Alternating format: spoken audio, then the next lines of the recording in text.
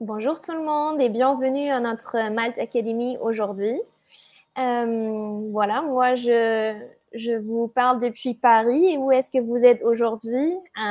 J'espère que vous pouvez m'entendre parce que ici, malheureusement, aujourd'hui, il y a des travaux. Alors, il y a un peu de son derrière. J'espère que vous allez bien m'entendre quand même. En tout cas, je vais seulement parler pendant 5 minutes et après, c'est à Kevin, notre speaker aujourd'hui, de parler. Du coup, je pense que ça va aller. On n'entend pas les travaux. Merci, Michel. Bon, super, parfait. Du coup, ouais, peut-être on attend encore un petit moment pour que tout le monde puisse se connecter. Comme toujours, dans nos Malte Academy, il y a un chat. Alors, vous pouvez nous laisser des commentaires, soit si vous avez des questions concernant Malte ou en général concernant nos Malte Academy, soit des questions sur le sujet.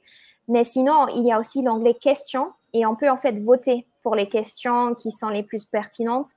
Et à la fin du webinaire, on va essayer de s'occuper de toutes les questions.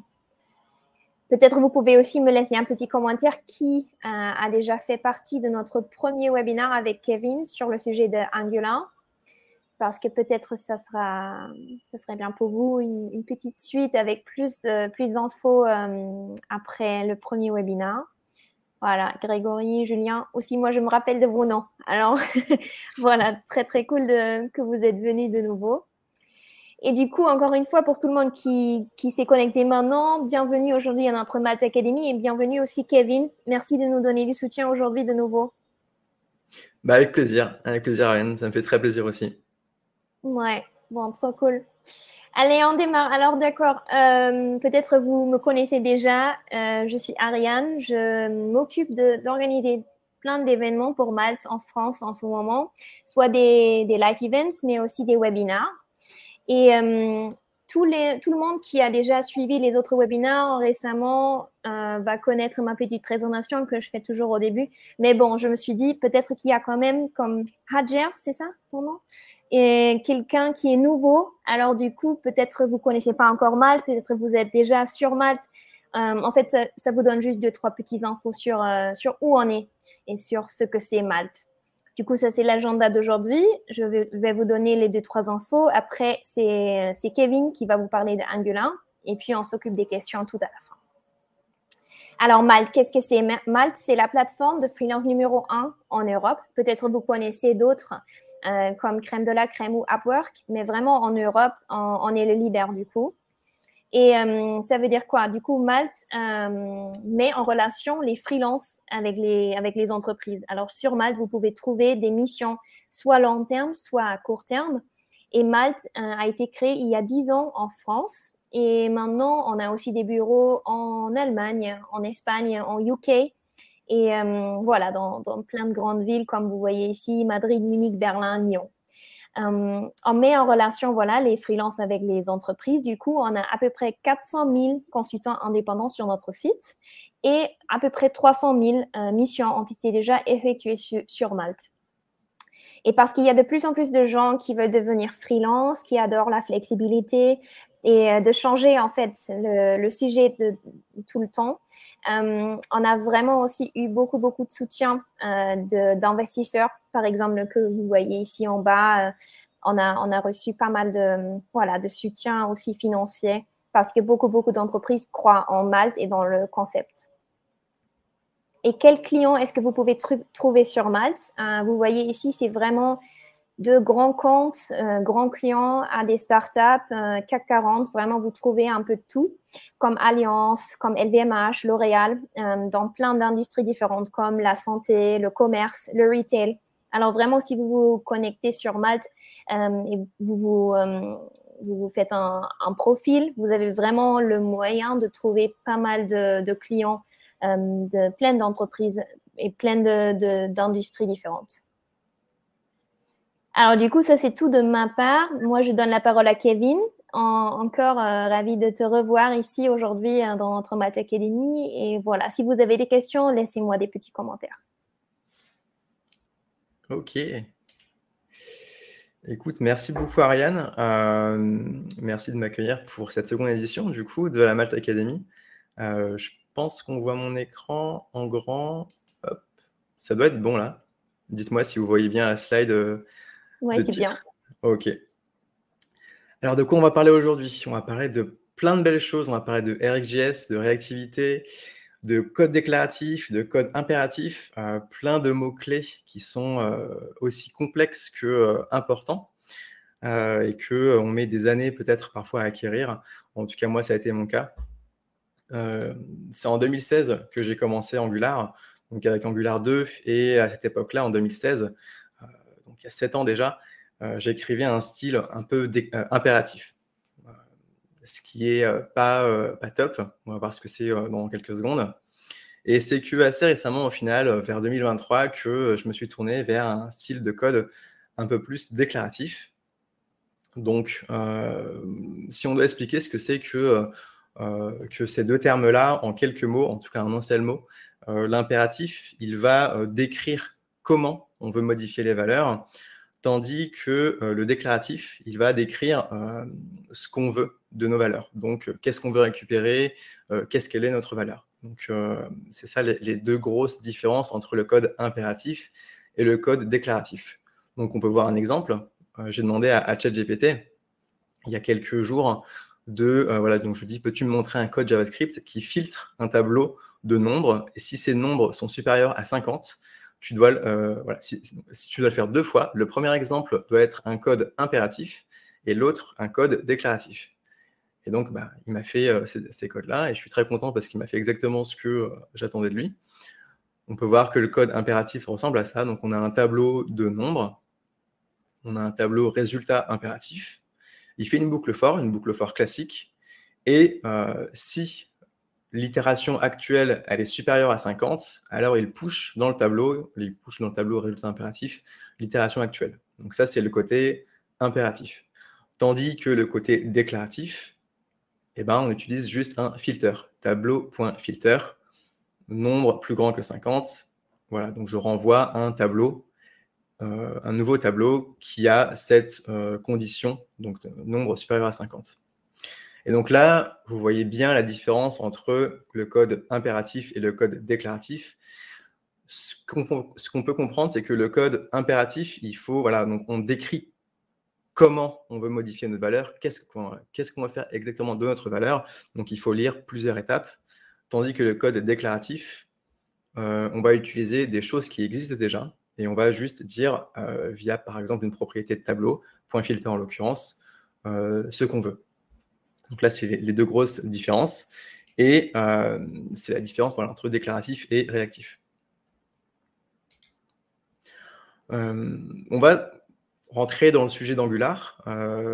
Avant de rentrer dans le sujet RxJS, on va déjà se plonger dans le monde d'Angular, le monde qu'on connaît bien, puisque normalement, voilà, j'ai oublié de le préciser, mais si vous êtes là, c'est que vous connaissez Angular, que vous connaissez au moins un petit peu RxJS, et on va voir ça étape par étape. On a un composant ici qui s'appelle Products Component, et qui a une propriété Items Left in Stock, qui va chercher, donc là on injecte Product Service, et on lui dit que voilà, cette propriété-là va chercher Product Service.getItemsInStock. Quand on regarde ça du premier abord, on pourrait se dire que ce code, il est déclaratif, mais le truc, c'est qu'on n'a pas de garantie, on n'a aucune garantie que items left in stock, il ne soit pas modifié autre part dans notre code. On n'a pas de garantie que cette propriété-là, elle soit notre source de vérité sur les objets qui restent en stock. On n'a pas cette source de vérité-là, juste avec ce code-là. Pour preuve, là, j'ai créé une méthode qui s'appelle byItem, et je lui dis que voilà, donc, lorsque j'achète un item, j'enlève 1 à item left in stock. Et ça, on fait de manière impérative. Pardon. Là, c'est typiquement le style de code impératif qu'on voit, puisqu'il faut aller plonger dans le code, il faut lire le code morceau par morceau, bloc par bloc, méthode par méthode, pour voir ce qu'il advient de items left in stock. Et donc là, voilà, on modifie cette valeur-là, on est complètement dans l'impératif, et ça marche, il n'y a pas de souci, sauf que c'est pas terrible en termes de compréhension de code. Ça peut être c'est typiquement dans ce genre de situation que des effets de bord peuvent arriver. Il y a une solution pour rendre cette propriété non modifiable, c'est le read-only. Donc là, en tant que développeur, j'arrive sur ce bout de code-là, je sais que item left in stock, c'est ma source de vérité et qu'il n'est pas modifié ailleurs. Pourquoi? Parce qu'il est en read-only. Quand on met read-only, on ne peut pas le modifier. Et là, d'ailleurs, je le dis. Là, ça me crache une erreur. Je n'ai plus le droit de modifier item left in stock car il est en read-only. Donc, du coup, il y a un truc qui ne va pas. Ça, ce n'est pas la bonne solution et ce n'est pas comme ça qu'on fait. Et c'est là qu'intervient RxJS. Et toute sa panoplie d'opérateurs, son écosystème, donc behavior subject, async, next, etc. Donc tout ça, ce sont des choses qu'on va voir, à quoi ça sert et comment est-ce que ça fonctionne, et comment est-ce que surtout, ça peut nous aider à ne pas avoir un code impératif. Et voilà. Et aussi, et surtout, on va voir comment est-ce que ne pas souscrire, donc ne jamais faire de subscribe dans nos composants, ou très très peu, quasiment jamais, en tout cas beaucoup moins, peut nous aider à avoir un code plus robuste dans nos applications. Alors, on va reprendre notre exemple de la page du component product.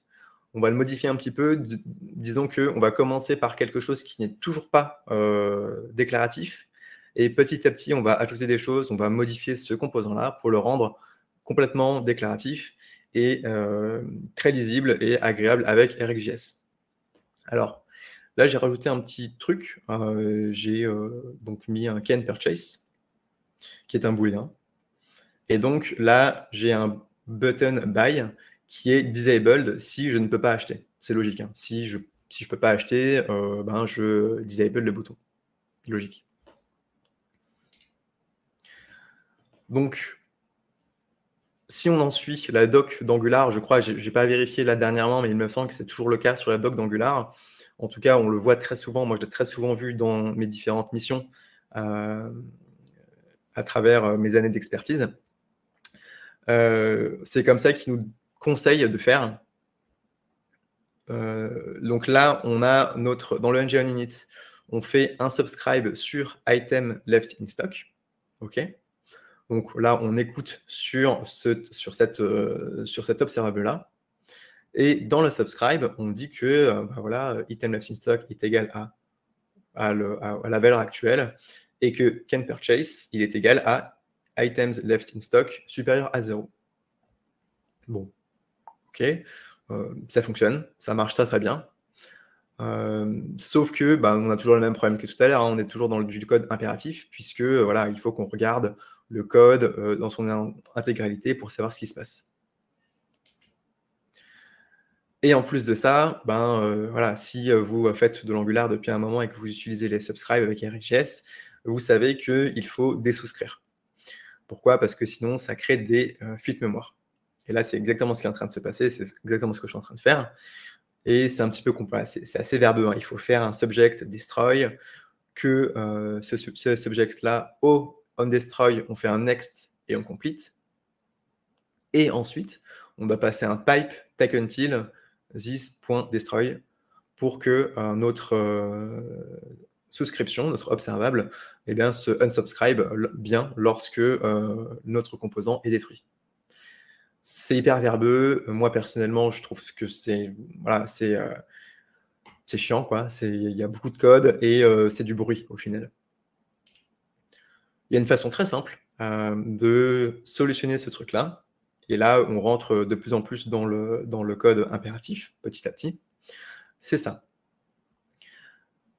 Item left in stock, maintenant, c'est plus juste une propriété qui est un number, c'est un observable qui est égal à productService.item left in stock, qui renvoie un observable. Et je fais mon pipe A5. Donc ça, je pense que vous connaissez. Le pipe A5, qu'est-ce qu'il fait? Il souscrit automatiquement à l'observable qu'on lui passe. Donc là, vous voyez que je lui passe items left in stock, pipe A5. Donc là, ça souscrit à la donnée, donc ça me l'affiche correctement. Et lorsque le composant va se détruire, par exemple, quand je vais changer de page, et ben, ça va désouscrire automatiquement. Donc voilà, ça souscrit et ça désouscrit. Et juste en bas, le can purchase, et c'est là que ça devient intéressant et qu'on est dans le déclaratif. En tout cas, pas dans le déclaratif, hein. Non seulement dans le déclaratif, mais aussi dans la réactivité. C'est que can purchase, c'est aussi un observable, mais celui-ci, il étend, on va dire, ou il dérive de items left in stock. Donc, on écoute sur item left in stock, on fait voilà, on se plug là-dessus, si on peut dire, sauf qu'on fait un point pipe pour lui rentrer 2 opérateurs RxJS, et là, je lui rentre un map. Qui est, même condition que tout à l'heure, hein, supérieur à 0. D'ailleurs, je viens de me dire que j'aurais pu faire un filter aussi. Ça aurait marché a priori tout autant. Mais ce qui est intéressant de voir ici, c'est que le truc, c'est que voilà, mon can purchase, il l'écoute, donc il est plugué à item left in stock. Donc c'est lorsque ce observable-là va être modifié, et ben can purchase, il va être modifié également, parce que c'est une dépendance de item left in stock. Là, vous voyez que un petit détail intéressant, c'est que dans mon HTML, dans mon template, eh ben, je dois faire un truc qui ressemble à ça. Pipe A5 égale, triple égal, false. Pourquoi? Parce que c'est comme ça que, voilà, c'est comme ça que j'ai fait ma logique. Je disable que si ça, c'est false. Et moi, personnellement, j'aime pas trop ça parce que du coup, ça met de la logique dans le template. Et c'est pas terrible. Vous avez déjà sûrement entendu parler de ça, que voilà, il faut pas mettre de la logique dans le template. Mais pourquoi? Au final, la question se poser, c'est pourquoi est-ce qu'on ne doit pas mettre de logique dans le template? Quel est le problème à ça? En fait, le problème, c'est que c'est pas déclaratif. On a de la logique qui est séparée à plusieurs endroits, donc même résultat que tout à l'heure, je dois lire divers endroits de mon code pour comprendre ce qui est en train de se passer. J'ai pas juste cette propriété-là qui fait foi de voilà, est-ce que c'est can purchase et c'est tout, et j'ai pas besoin d'aller chercher autre part. Une façon assez simple de régler ça, c'est de changer enfin, a priori assez simple, c'est de changer l'égalité. Donc, items left in stock, triple égal 0. Sauf que là, du coup, ça n'a plus trop de sens au niveau logique. C'est faux ce que je mets. Can purchase, c'est pas vrai quand il y a 0. C'est l'inverse. Du coup, ça c'est faux. Et ben du coup, je vais renommer ma propriété en isByButtonDisabled. Pourquoi je vous parle de ça? Parce que c'est un tout, en fait. Dans le code déclaratif, c'est pas que, ou dans le code voilà, déclaratif, la réactivité, tout ça, dans tout ce monde clean code, il n'y a pas qu'une façon de... Tout ne dépend pas du code en soi, il y a aussi le naming qui est super important. Là, j'ai mon naming isByButtonDisabled qui correspond exactement à ce que je veux faire, et point barre. Du coup, je pourrais mettre différents différents opérateurs ici. Voilà, l'important, c'est qu'on reste dans cette compréhension-là de isByButtonDisabled, et c'est tout.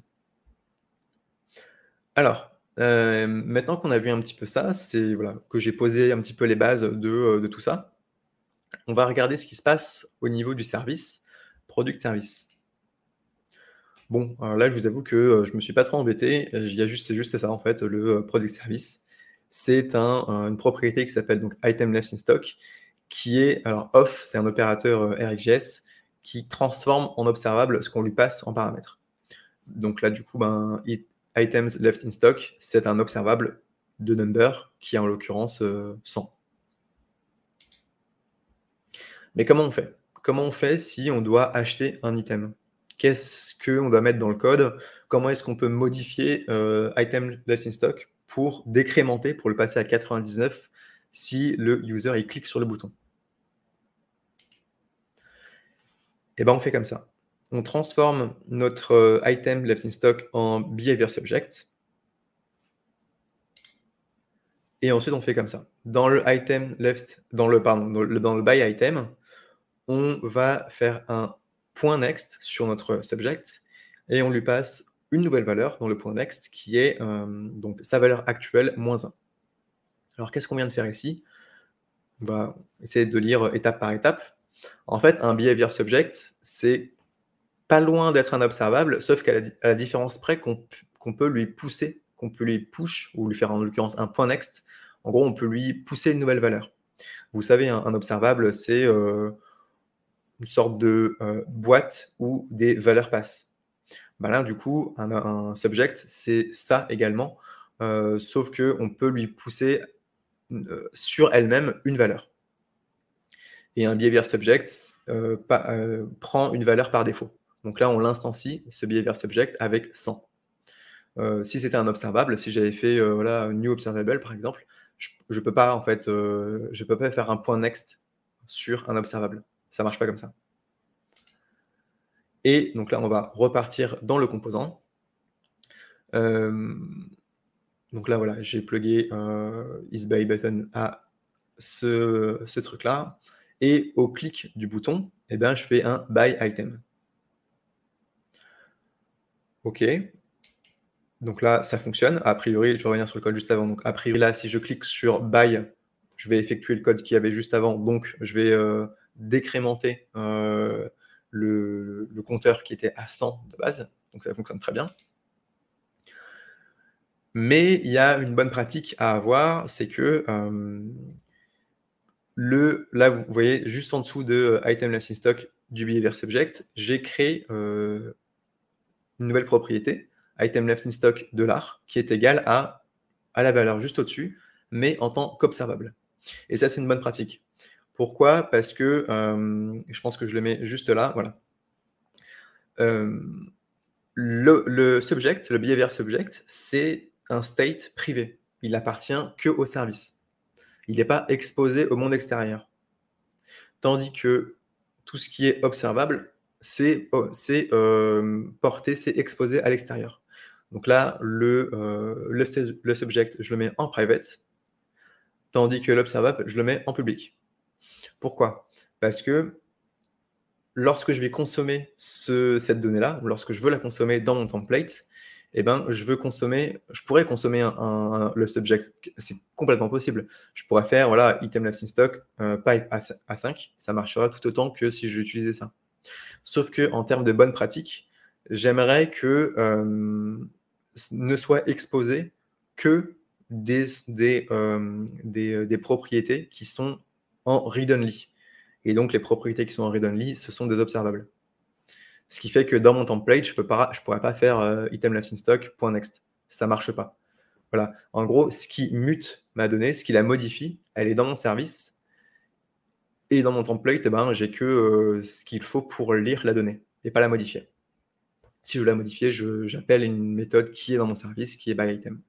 Donc voilà, on ségrègue les notions. Donc c'est la separation of concern de ce qui est en read-only et de ce qui est en write. Petit détail de convention. Je sais que tout le monde n'a pas la même, mais certaines personnes, les subjects, moi je fais ça en général, les subjects, je leur mets un double signe $. Tandis que les observables, je leur mets un simple signe $. Mais vous pouvez faire comme vous voulez. Voilà. Maintenant, on va rentrer dans les opérateurs, les petits opérateurs qui sont utiles pour faire des choses.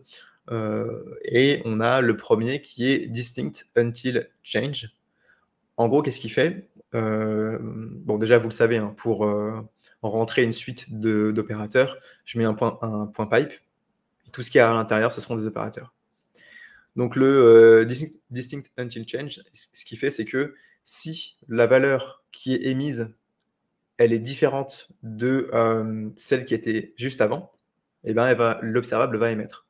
Par exemple, mettons que item left in stock il soit à 80 et qu'on émet une nouvelle valeur qui est aussi à 80. Disons qu'on lui pousse une nouvelle valeur qui est aussi à 80. On peut dire qu'il y a une nouvelle méthode et qui est add item ou je ne sais quoi, et que ce add item il fait un next à 80. Voilà. Ça ne peut pas arriver, mais admettons. Et bah, du coup, grâce à cet opérateur-là, mon observable ne va pas émettre. Et donc, du coup, c'est intéressant parce que niveau performance, c'est toujours bien, quoi. Tandis que si la valeur elle est différente que la valeur qui est actuellement dans le, enfin, en tout cas, que la dernière valeur émise, et ben, là, elle va émettre, si c'est différent. Et donc, toute cette histoire, ça sert à quoi? Toute cette histoire de réactivité, comment est-ce que ça fonctionne et pourquoi est-ce que c'est important? En gros, là, vous voyez, vous vous rappelez, hein, j'ai mon isBuyButton disabled. Il dépend de items left in stock. OK? Et mettons que dans le futur, ce buy button, isBuyButton disabled, il dépend d'autre chose. Typiquement, isLoggedIn. Ce qui serait logique, on ne peut acheter que si on est logué. Bah, en fait, hop, si l'observable isLoggedIn émet, alors il y a un effet en cascade qui va arriver. Dès lors que isLoggedIn va émettre true ou false parce que je me suis connecté ou déconnecté, et ben, toutes ces dépendances vont se mettre à jour. Et c'est exactement ça le principe de la réactivité. Vous voyez? C'est exactement ça qui fait que vous n'avez pas besoin de changer de manière impérative votre code, que voilà, isLoggedIn, il a changé, bah, du coup, je dois passer mon isBuyButton à false, je dois passer je sais pas quoi à false, et toutes les descendances qui sont en dessous de BuyButton, que je dois également manuellement les passer, les changer, et cetera, et cetera. Le principe de la réactivité, c'est ça. C'est que vous avez votre observable et vous devez vous poser la question de, eh ben, voilà, je dois utiliser cet observable dans mon template, c'est quoi ces dépendances? Et donc, comment est-ce que je fais pour ne pas faire de code impératif? Comment est-ce que je fais pour, rien qu'avec des opérateurs RxJS et avec un pipe A5 à la fin, je peux faire pour que, voilà, pour que mon code soit réactif? Petit interlude de publicité, j'ai créé un Discord Angular, francophone, 100% francophone. Je l'ai créé il y a 1 mois et demi, quelque chose comme ça. Donc je vous envoie le lien. Je sais que parmi ceux qui sont là, j'ai vu quelques noms, j'ai vu Grégory, j'ai vu Michel. Je sais qu'il y en a qui sont déjà dans la communauté, je vous fais un coucou. Mais pour ceux qui ne le sont pas, hop, voici le lien pour rejoindre ma communauté. Et donc voilà, on est 134 très exactement, je crois. Ça a démarré il y a 1 mois et demi. Donc, qu'est-ce que vous trouverez sur ce Discord? De l'entraide, voilà, de 134 personnes potentiellement, des job offers. Je reçois régulièrement des demandes pour des missions sur LinkedIn, etc. Donc, je les relaye sur cette communauté. Je fais de la veille techno régulièrement, donc bah, je vous en fais part. Voilà. Par exemple, Angular 16 est sorti il y a quelques jours. Ben, du coup, moi, je m'efforce de vous dire les nouveautés qui sont là. Différents tips. Voilà, donc il y a une partie qui s'appelle C'est quoi, où effectivement je prends chaque morceau d'Angular et je dis c'est quoi, par exemple, les services, les directives, etc. Donc n'hésitez pas à rejoindre si vous n'y êtes pas déjà. Ok, donc on va revenir sur le vif du sujet en montrant comment peut fonctionner justement l'ajout de isLoggedIn pour le bouton isBuyButton disabled. Ça va ressembler à ça. Donc, admettons qu'on a notre service d'authentification, notre hôte service. Lui, il a un state qui est un behavior subject et qui est un objet où il y a 2 propriétés, isLoggedIn à false et user qui est nul. Je vous conseille de faire vos services comme ça. Hein. C'est assez la notion de state, etc. Tout ça, c'est très connu dans le monde du state management, dont NGRX, et Akita, etc., etc. Donc, moi, j'appelle souvent, mais j'utilise très, très, très rarement des services sans state management, sans NGRX, par exemple. Mais si ça vous arrive, ce naming, il est pas mal. Donc, ça, c'est votre state, donc votre état applicatif pour ce service. Et on va tirer ces 2 propriétés, deux propriétés de notre state, isLoggedIn et user, et on fait tout simplement comme ça. Donc on va se plugger à state, on lui passe 2 opérateurs, un map et un distinct until changed. Le map, il va choper donc state.isLoggedIn, et pareil pour user qui va choper state.user. pareil, hein, voilà, on est encore une fois sur de la réactivité. Si le state change, et ben, ma propriété isLoggedIn ou user va changer également si elle est différente de celle d'avant. D'où voilà, cet opérateur distinct until change. Maintenant, comment est-ce qu'on l'utilise? Vous vous rappelez, là, je suis revenu dans le composant product component. Comment est-ce que je fais pour que isByButtonDisabled, il écoute à la fois notre item left in stock et notre isLoggedIn? Si on était en 2016 et que je commençais Angular, moi, j'aurais fait un truc un peu complexe. J'aurais sûrement fait un subscribe. J'aurais appelé, dans le subscribe, j'aurais appelé peut-être mon autre propriété isLoggedIn et j'aurais fait une double égalité, un truc comme ça. J'aurais comparé les deux, voilà. Donc ça aurait été un peu compliqué. Mais fort heureusement, RxJS est là pour nous et certains opérateurs en particulier. Et en l'occurrence, l'opérateur dont je vous parle, c'est combine_latest. Combine_latest, c'est un opérateur qui va créer un observable, comme le off, il va créer un observable, sauf que il va créer un observable en prenant plusieurs observables en paramètres. Donc là, vous voyez, combine_latest, je lui passe un objet, vous voyez les accolades, et dans cet objet, on a donc une clé valeur. La clé, c'est une chaîne de caractères, celle qu'on veut. Donc moi, je l'ai appelée items left in stock. Et la valeur, c'est sa valeur, enfin, on lui passe en fait un observable. Donc la clé, c'est une chaîne de caractères, la valeur, c'est un observable. Donc là, du coup, je lui passe deux observables. Ok, c'est ça que je lui passe dans mon combine_latest. Et qu'est-ce que ça fait combine_latest? En gros, combine_latest, il va émettre dès que les deux observables, enfin pas les deux, mais tous les observables qu'on lui passe à l'intérieur de ces paramètres vont émettre. Donc du coup, c'est comme ça qu'on fait, c'est une bonne pratique pour passer plusieurs observables voilà, si on veut une propriété, si on veut un observable qui dépend de plusieurs observables, et ben c'est comme ça qu'on fait. Donc dès que ces deux observables vont émettre, et ben je vais faire quelque chose. Là, je fais un pipe et un map à l'intérieur, et je renvoie tout simplement item left in stock triple égal à 0 et isLoggedIn false. Vous voyez le truc. Donc c'est ma logique, elle est faite uniquement à un seul endroit, elle est faite ici. Voilà. Donc maintenant, mon isByButtonDisabled, il est dépendant de plusieurs observables et je peux l'utiliser très simplement ici dans mon template. Si, si ça a besoin d'évoluer, si je peux lui passer 3, 4, 5, 10 autres observables s'il a besoin d'être dépendant d'autre chose.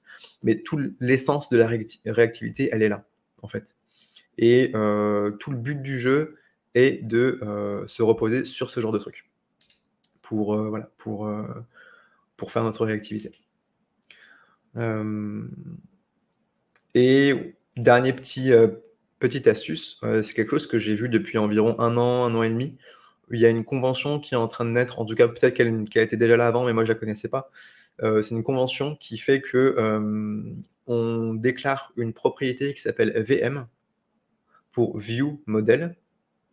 Et ce ViewModel, c'est un combine_latest aussi, mais de toutes les propriétés qu'on aura besoin dans notre template.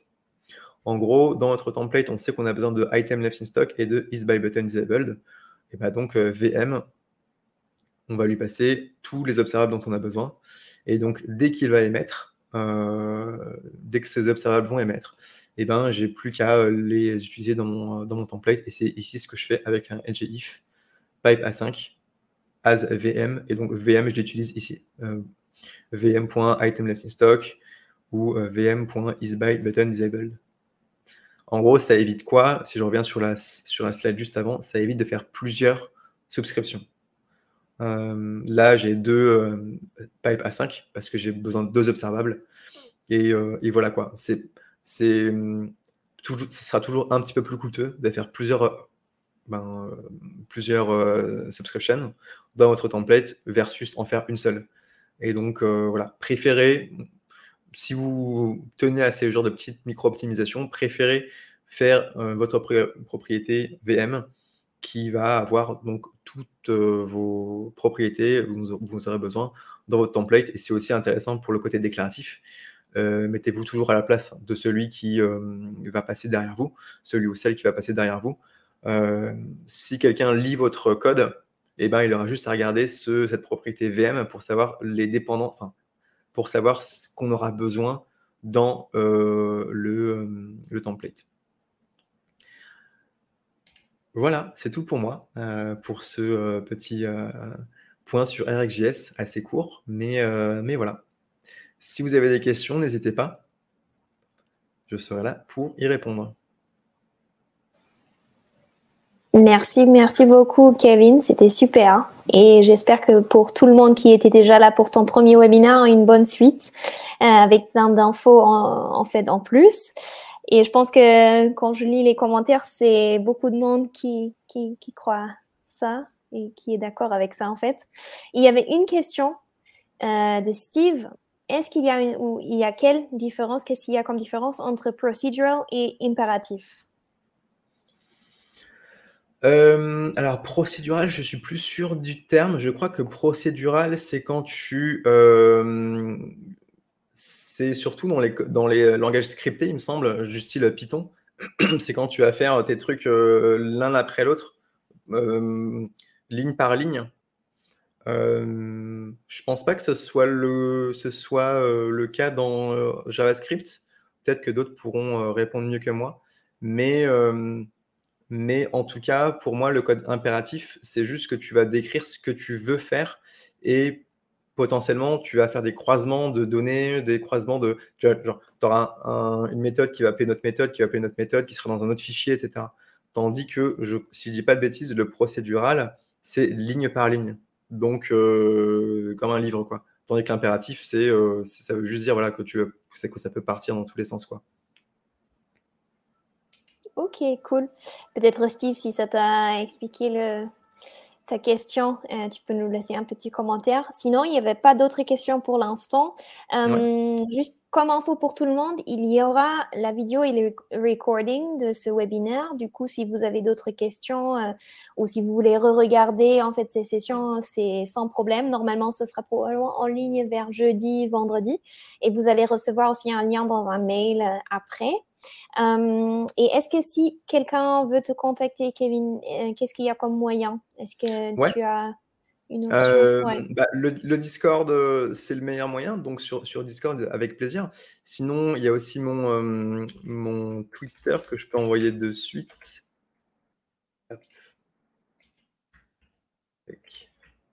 N'hésitez pas à me suivre sur Twitter, d'ailleurs. Je vais parfois tweeter des discussions avec. Je vais surtout tweeter en anglais. Enfin, ça dépend. Mais si vous voulez. En fait, je suis pas mal. Comment dire, ancré dans la communauté Angular anglophone. Du coup, je discute souvent avec d'autres personnes qui font de l'Angular. Donc, n'hésitez pas si vous voulez me voir débattre avec d'autres personnes. Ce sera là par là que ça se passe. Ouais. En fait, il y avait encore une deuxième question de Anthony. Est-ce que le pipe until destroy permet de supprimer la souscription plus simplement que l'exemple que tu nous as montré avec les ng destroy? Est-ce que le pipe until destroy permet de supprimer la souscription? Je pense que tu vas dire le nouveau pipe take until destroy qui va sortir ou qui est sorti du coup avec Angular 16. Si c'est ça, oui, tout à fait. Oui, je pense aussi qu'il parle du nouvel opérateur. Oui, oui, complètement. C'est une nouveauté du coup, qui est sortie il y a quelques jours. Et oui, utilisez-le, n'hésitez pas, parce que ça fait ça en fait. Le take until destroy, donc c'est une discussion qu'on avait eue sur le Discord il y a quelques jours. En gros, il va injecter le contexte de là où il est appelé. Donc, par exemple, si on appelle notre observable, si on souscrit à notre observable dans un contexte de composant et qu'on utilise le pipe take until destroy, dès que le composant va être détruit, alors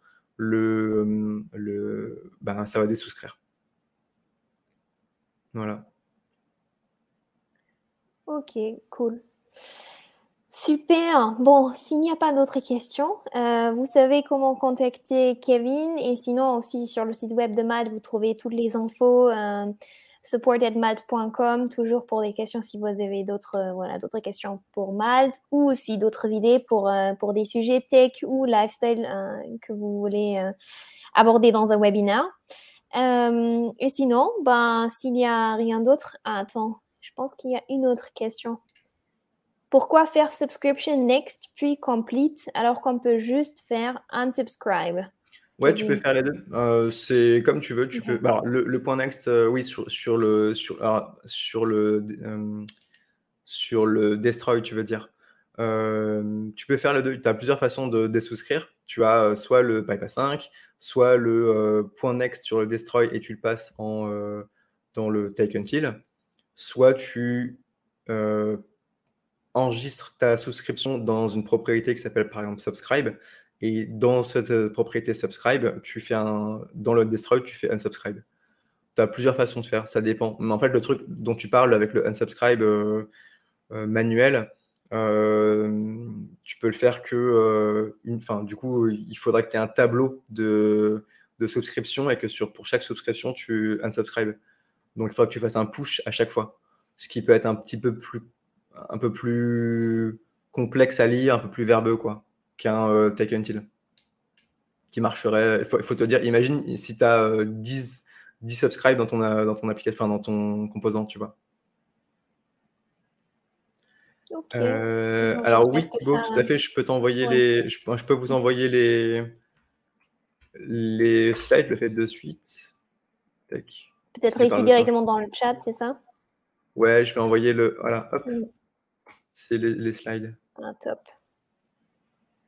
Comme ça, tout le monde peut télécharger, c'est ça, sans problème. C'est ça, les regarder, télécharger, c'est en read-only, donc voilà, n'hésitez pas. Ouais. Et voilà. Cool. Super. Bon, du coup, Yes. mille merci Kevin pour toutes les infos, d'avoir pris le temps de tout préparer. C'était vraiment un Avec plaisir plaisir. de faire une autre Math Academy avec toi. Et voilà, tout le monde, n'hésitez pas à écrire soit à Kevin, soit à moi si vous avez d'autres questions, d'autres idées. Et peut-être à bientôt dans un autre webinaire du coup. Ça marche. Salut Ariane, salut à tous. Merci beaucoup. Salut, bon après-midi à tout le monde. Salut, ciao. Ciao, au revoir.